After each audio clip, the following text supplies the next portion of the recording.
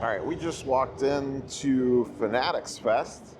I didn't record any pre-stuff, but just got in, got situated. The main entrance over there for the VIP entrance and dealers and all that stuff. And this is kind of the main lobby over here. It's about 30 minutes before the show floor opens. Over there, that little line that you see is for the early access VIP premium packages and all that stuff. But very smooth process to get in. I already had my badge, so I think that made life a lot easier. I think the will call line looks like it's going to be pretty large.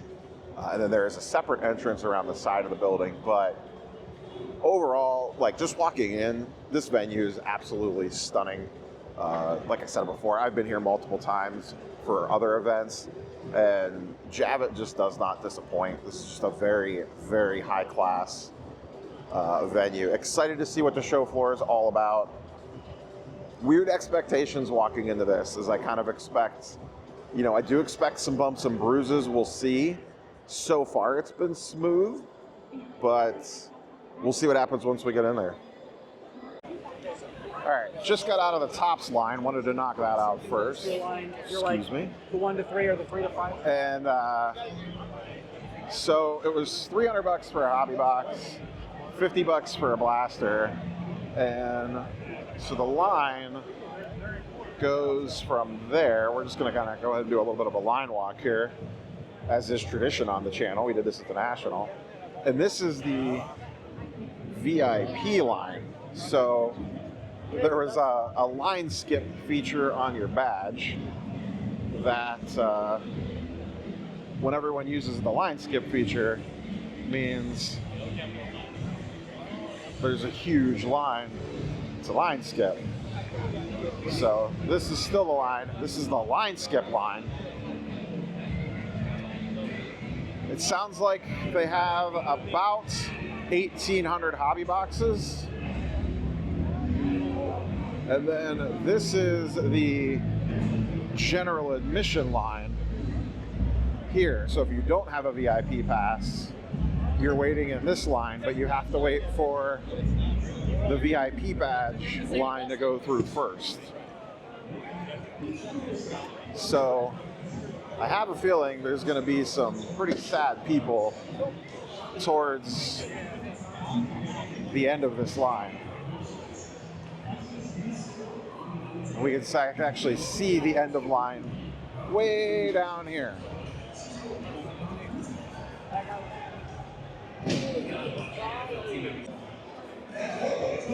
All right, mission accomplished. Got a lids box. Why, I don't know, but that's just kind of what you do with these things.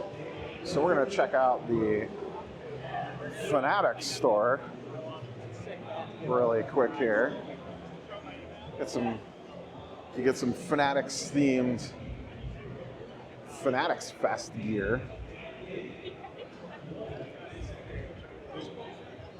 Looks like they have most of the major teams represented.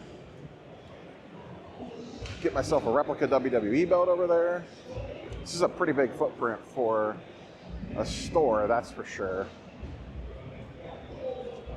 So we're gonna look around in here for a little bit, see what we can find. All right, just got out of the Fanatics booth. Bought myself the commemorative t-shirt. So to give you boys and girls an idea of scope, so basically from here over is the actual card show portion of this event. So there's a little section back here behind a couple of corporate booths, and then you kind of get into the main section of the air quote card show. So what we have, 2 small rows, there's a partial row, and then we're getting into the more full rows of the card show. So there is quite a few tables here for sure. I think it was 300 plus table card show. I have not walked down one of these aisles yet. I've been in the show for about an hour and a half, spent most of the time in lines at the Tops booth and at the swung over to the lids booth and grabbed that exclusive. And now I'm about to kind of start walking up and down the card show aisles, but like I said, pretty good size card show here, outside of the fact of all the other league nonsense, which I have not checked out at all yet, other than the WWE booth, which is once again probably the coolest thing here. Then we're coming up on the PSA booth here, which obviously has a line. Looks very similar to, looks like a lesser degree of their national setup. I see some aspects that are familiar from the national setup, like this PSA vault room, but looks quite a bit different. So once again, Javits Center is massive. If you've never been in this building, we have all the card show area here, kind of do a little pan around. And then way down there is all the corporate stuff. You're only seeing about half the building. There's a whole other half the building behind that black wall on the other side there. So we're gonna start walking around, getting into some dealer tables and see what we can track down. All right, so one of the interesting things that I noticed just kind of walking through the card show portion of the show is we're at the Cards HQ booth here, and look at how short the buying line is. There's 2 people in line. And remember, at the National, the buying line was lined up all the way down the row here, but here at Fanatics Fest, it's only 2 people deep. Now, it's Friday afternoon, midday. That could be part of it. It's kind of something I'm going to keep my eye on throughout the week. And what I think it speaks to is the audience that is at this show compared to a national, for example. This is much more of a fan event than a card show, and I think the attendance is kind of showing that. You know, you're seeing a lot more people in sports jerseys. You're seeing a lot more people over at the league activations. Don't get me wrong. I mean, you can see the card show portion is pretty busy. I mean, this would be a very well-attended card show of people transacting at booths. And that's kind of what I'm paying attention to. But I just find it telling that the buying station line is extremely short compared to what we typically see. And like I said, I don't think that's a knock on anything. I just think that's telling you the type of audience that they're drawing at this event compared to something like the National. So something I'll kind of monitor throughout the weekend. It is midday on the show floor here, actually later than midday. It's about 5 p.m. So there's about 2 hours left on the show floor. Been a pretty good day one. We'll just kind of randomly walk through the vendor section here. But the show is what I thought that it would be. I think a lot of people that are here as sports fans, not necessarily card people, which is fine, but I'm not a dealer. They might have something different to say. But you can see, just like as we're kind of walking up and down the aisles here, like it's busy, but it's not insane. I can pretty much easily get up to any dealer case that I want to, which is a nice change of pace compared to most shows that you go to. And a couple other telling signs of that have been, you know, I discussed earlier, the Cards HQ buying station has 0 line. Ryan, Card Collectors 2 booth, has 0 line for people to sell to them. I was sitting over at the Topps Hobby Hall, which is right over this way.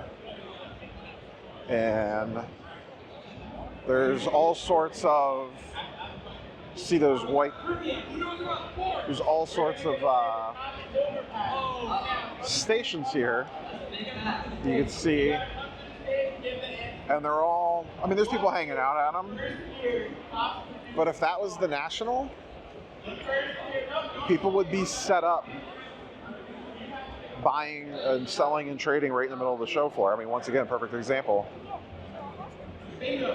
When's the last time you've been to a card show and the Card Collector 2 booth has zero line at it. And Ryan's in the booth right now. And there's no line to sell to him.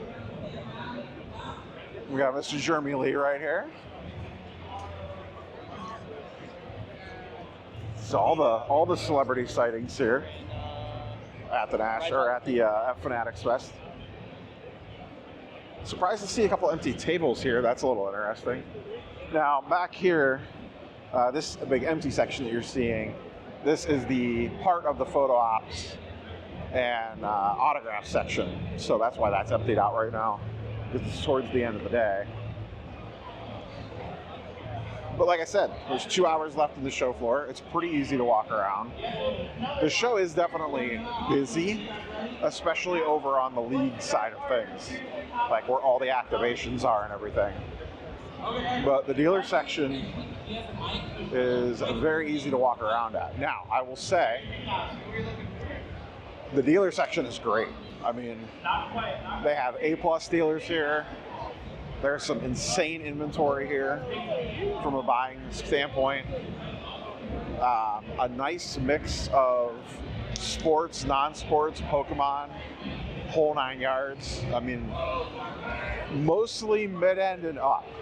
One thing you notice, so like as we're walking down this aisle and you look at the tables, you're not seeing dollar boxes. You're not seeing $5 boxes. I don't think I've seen a value box at all at this show. Now there could be some here, but as we're walking up and down these aisles, do you see much in the way of dollar boxes? Or I should say value boxes, not necessarily dollar boxes, because I haven't seen that many. Tons of slabs, which is what you'd expect. There is some vintage, but we're definitely skewing to the modern / ultra modern side here for sure. Like, that's also what I expected walking into this show, is this type of inventory. So, like I said, is this a good show to attend? That depends. I mean, I got 2 more days here, so we'll get full thoughts. But my quick take is kind of what I said beforehand. I think this is going to be a good show to attend. It's going to be fun. You're going to have a good time.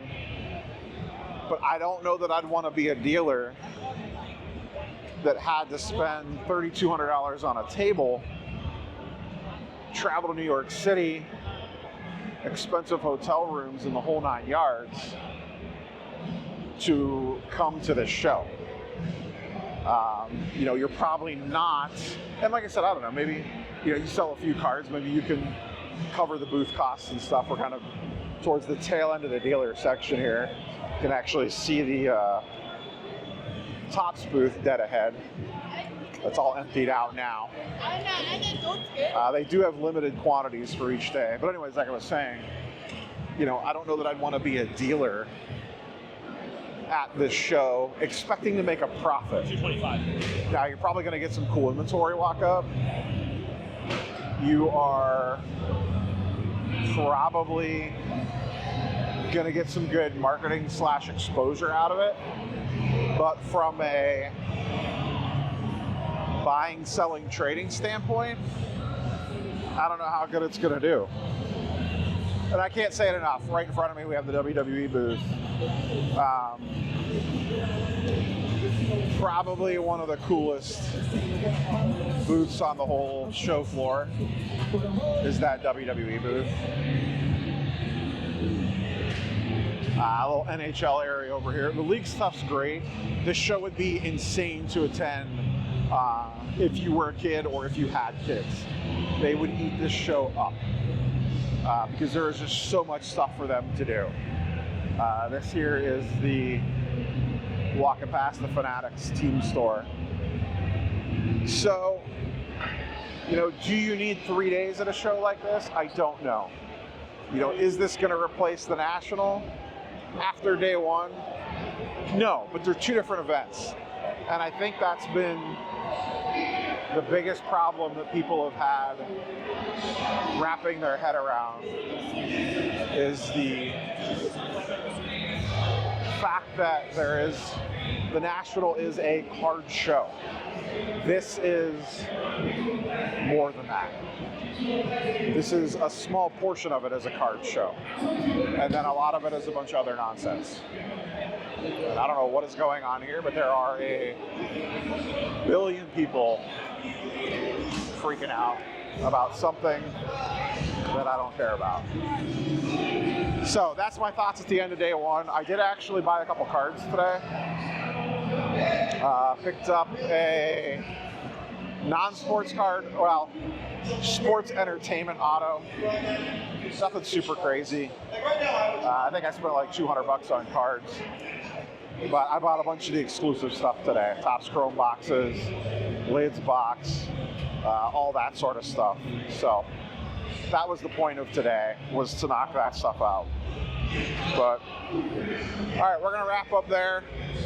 I'll do a recap on all the exclusive stuff separate once I get home.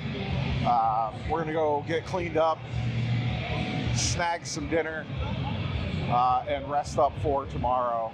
And tomorrow I probably plan to spend more time on the actual show floor. I shouldn't say show floor, but in the dealer section. So, catch you boys and girls on the next one. Peace.